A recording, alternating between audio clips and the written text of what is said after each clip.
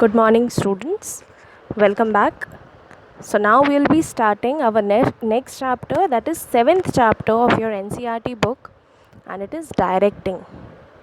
So if we talk about directing in simple words, in your daily life, if you talk about achieving great success, then it lies in the ability to put yourself in other person's place and to see the things from his point of view as well as your own. Okay. So, directing, in simple words, it is instructing someone. Okay. So, in an organization, directing means instructing the subordinates to follow the certain process so that they can attain the given objectives. The subordinates, they are instructed, they are guided by their superiors so that they can achieve or attain a given objective. Okay. It means moving into action. Okay, it means moving into action, guiding them in such a way that they can work according to your terms and conditions so that they can achieve the objectives. And it is also an important element of management. As you know, there are five functions of management. So it is it is an important element of management without which success cannot be achieved in the managerial process. Until and unless superiors, they are not going to guide, they are not going to tell the subordinates what they have to do, what are they supposed to do, they won't be able to achieve the objectives. Understood? So after planning, determination of objectives, organizing, forecasting, the working force needs briefing about the goals, what they have to accomplish, following the policies, programs, schedules, everything. Understood?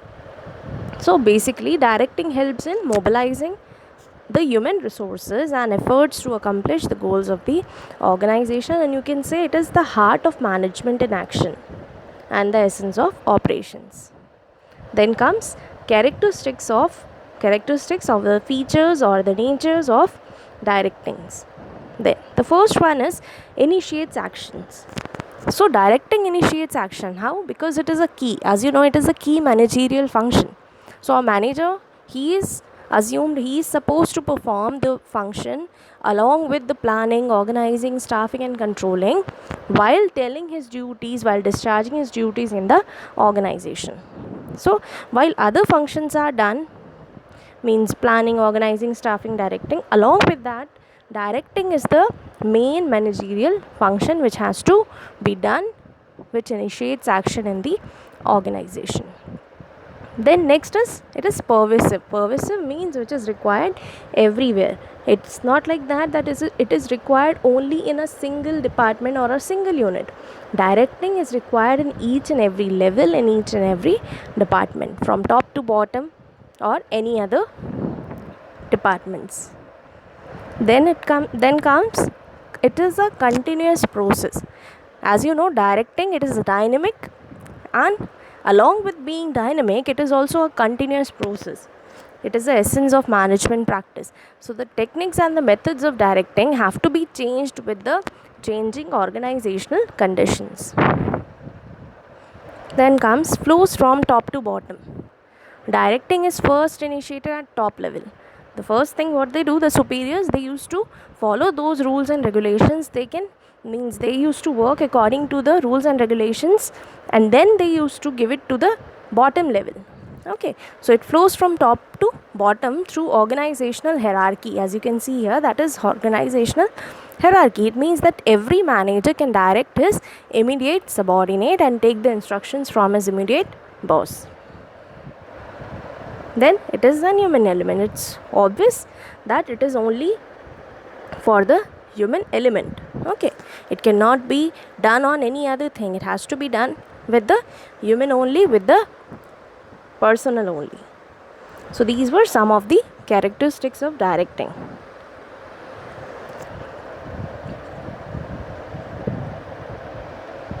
Then comes importance of directing.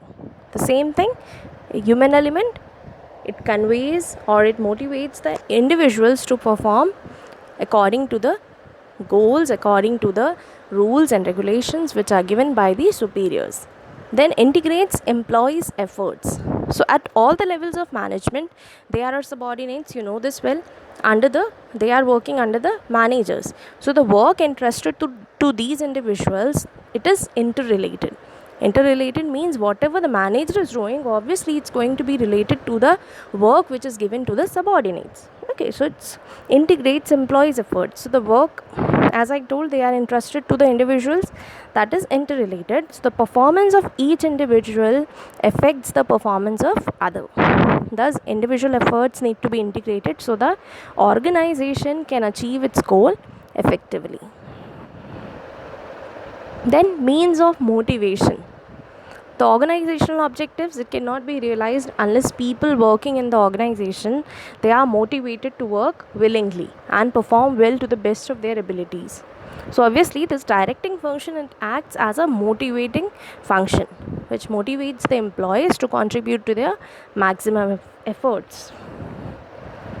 Then provides stability and balance in the organization, or provision of stable and balanced organization. So directing, it provides effective supervision, motivation, as well as the leadership and well understood communication. Therefore you can say the organization as a whole works in the balanced way and lasts for a long time. Then facilitates changes in the organization. So all the organizations, as you know, they operate in the changing environment. They keep on changing along with the changing environment. So hence changes in the environment often require changes to be introduced in the organization as well. So directing, it helps or it facilitates organizational adjustment to cope with the changing conditions through better communication, leadership, supervision, everything. Okay, if we take some example, then change in technology, it may necessitate changes in the manufacturing process. Like a computer may have to be installed and manual work need to be reduced to improve the efficiency of the operations. Understood? So these were some of the importance. Then comes elements of directing.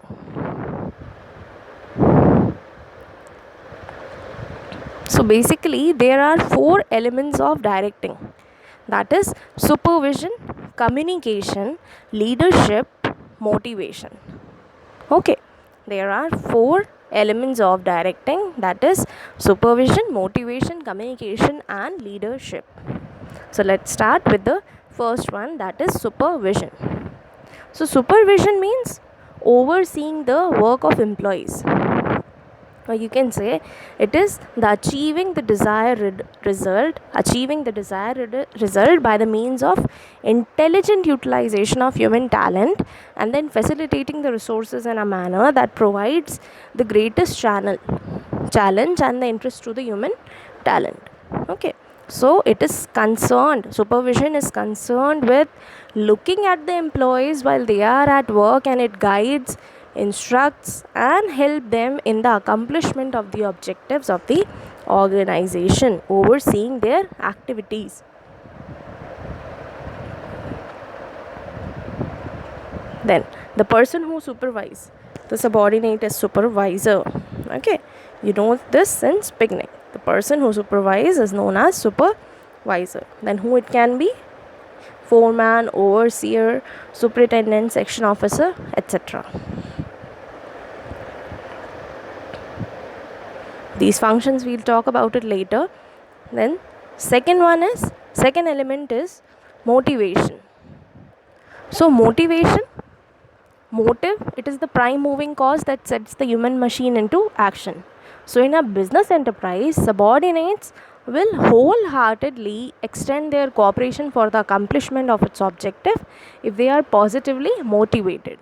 If somebody is positively motivated, then only with their whole heart they are going to work for the organization. So motivation, it may be provided in variety of ways. It can be provided in variety of ways. Like the most important thing which the modern management theory also recognizes is that the subordinates should be treated fairly. Each and everyone should be treated fairly and they should feel that yes, they are being treated fairly.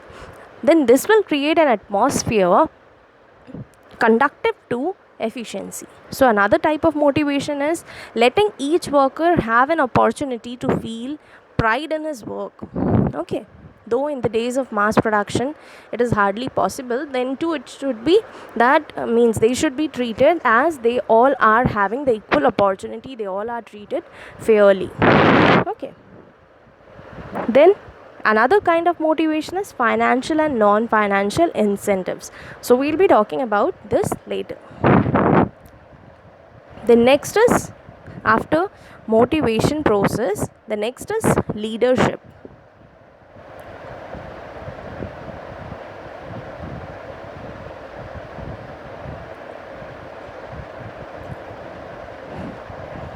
So leadership, if we talk about leadership, it has variety of meanings, and however basically the term means to inspire confidence and the trust so that the maximum cooperation from the subordinates under the control of a manager can be taken out. Wait for a second, let me show you that slide. Okay.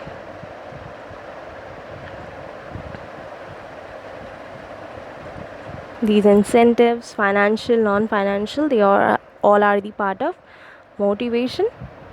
We'll be going through it in brief. Let's talk about these elements now in short, then we'll be going through all these incentives, financial, non-financial, we'll be going through it later. Yes, so here comes leadership. So a manager, he can win over the confidence and trust of the subordinates only if he has the various quality like foresight, drive, inventiveness, and personal integrity. But these qualities by themselves cannot automatically secure for the manager the trust and the confidence of subordinates. Okay, so even if means after all this, the fact remains that if an enterprise is running efficiently, it can be only due to the leaders. Okay, only due to the leaders who must be working in the different levels. Okay, so if he has the ability to induce his subordinates, then obviously he is going to work and the whole organization is going to work with the full confidence and zeal. So after all this, the next element is supervision. We'll see it later. Supervision means overseeing the work of employees. This I have already told. Sorry. Fourth one, communication. Communication, you all know, it means transmission of ideas, information, instructions, everything to the interested parties, employees, customers, either the shareholders or you can say the general public. So improper communication, obviously it will result in the lack of knowledge, and this may also lead to anxiety, mistrust all around in the organization. So the communication network which is there must be such that all the ideas and the information are properly understood as well as accepted by the persons who have to act upon